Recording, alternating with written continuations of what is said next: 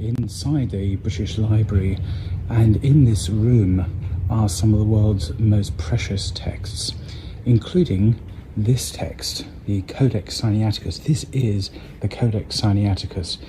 This is the oldest complete copy of the Bible in the world, and it was compiled around the 4th century, possibly in Palestine.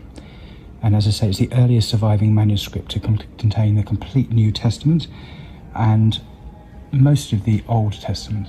It's written in Greek.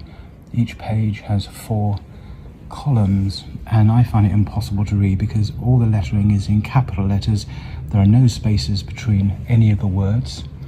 I find it very difficult to read. It's not how modern Greek is written. And of course, this text, this New Testament, contains books that are not in any modern Bible. The Epistle of Barnabas, the Shepherd of Hermas, and other texts in the Old Testament as well that are not seen as scripture today. So in here we go, sacred texts. And this is another one, the Codex Alexandrinus. Is one of the 3 earliest manuscripts to contain the entire Bible, the Old and New Testaments. So there we go. So I'm just walking around here, and here we have some prayer texts. Armenian prayer scroll. Look at the colour. Isn't that extraordinary colour? Oh, there we go. And here we have the 4 Gospels from the 18th century.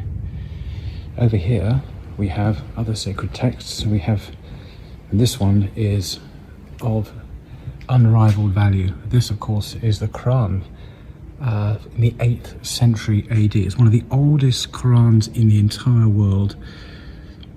And just reading the notes here from the library, it says, a marked feature of early Qurans is the near total absence of spelling symbols to distinguish letters of similar shape, and the complete absence of vowels.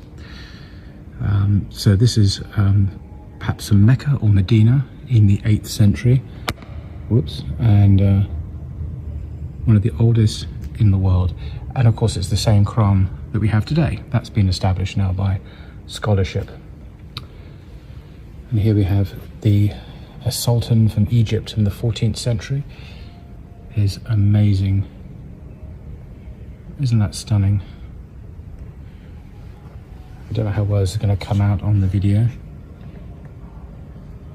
And this is a Eastern Kufic Quran from the 10th century, probably from Egypt. So there we have one of the world's oldest Qurans there.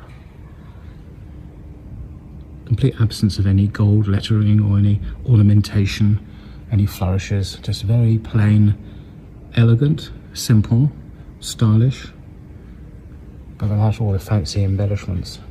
This is a Kufic Quran, probably North African it says, in the 9th century. And that's interesting, the little red dots accompanying the letters. It's Kufic, and that takes its name from the Iraqi town of Kufa, one of the earliest centres of Islamic learning. The green dots denote, there are green dots there, oh yes, denote the letter Hamza, and gold ornaments mark the end of each verse, as there are.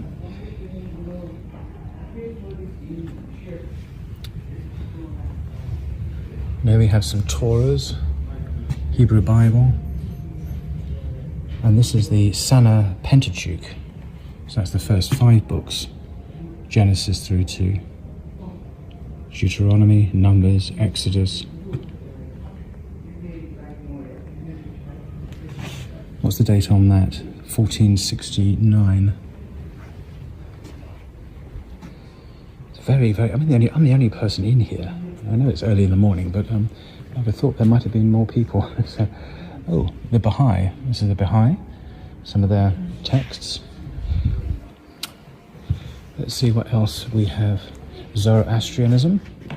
The religion of the ancient Iranians is named after Zarathustra, whose hymns are thought to have been composed between 1500 and 1000 BC. And these are the sacred poems of Zoroaster. Of course, I can't read that. It's in Persian, I guess. Farsi.